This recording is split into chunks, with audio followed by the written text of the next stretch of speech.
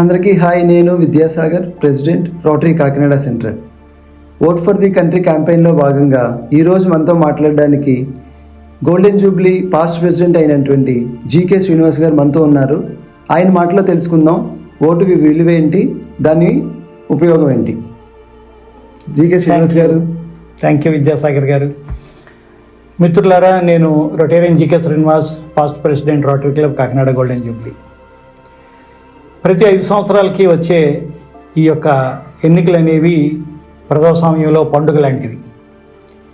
ఈ పండుగను మనం సద్వినియోగం చేసుకోవాలంటే చక్కగా మన ఓటుని తప్పనిసరిగా కాస్ట్ చేయాలి. అందున మన రాష్ట్రంలో ఇటు అసెంబ్లీకి అటు పార్లమెంట్కి కూడా ఒకేసారి ఎన్నికలు జరుగుతున్నాయి. మనకి 2 ఓట్లు ఉంటాయి. ఈ 2 ఓట్లని కూడా మనం తప్పనిసరిగా వినియోగించుకోవాలి. విద్యార్థికులు, మేధావులు, వ్యాపారులు, ముఖ్యంగా యువత చాలా తక్కువగా ఓటు చేస్తూ ఉంటారు. వీరు తప్పనిసరిగా వచ్చి వాళ్ళ అమూల్యమైనటువంటి రాజ్యాంగం ఇచ్చినటువంటి హక్కుని వినియోగించుకోమని నేను వారందరినీ కూడా కోరుచున్నాను.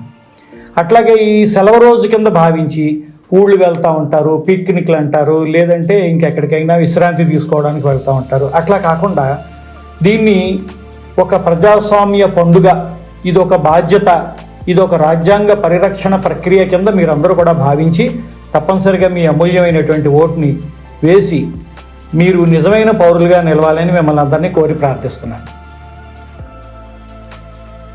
విన్నారు కదా జీకే శ్రీనివాస్ గారు చెప్పింది. యువకులు, మేధావులు, వ్యాపారులు అందరూ కదలాలి, ఓటు వేయాలి, ఓటింగ్ టర్నౌట్ శాతాన్ని పెంచాలి. Thank you. నేను విద్యాసాగర్, రోటరీ కాకినాడ సెంట్రల్.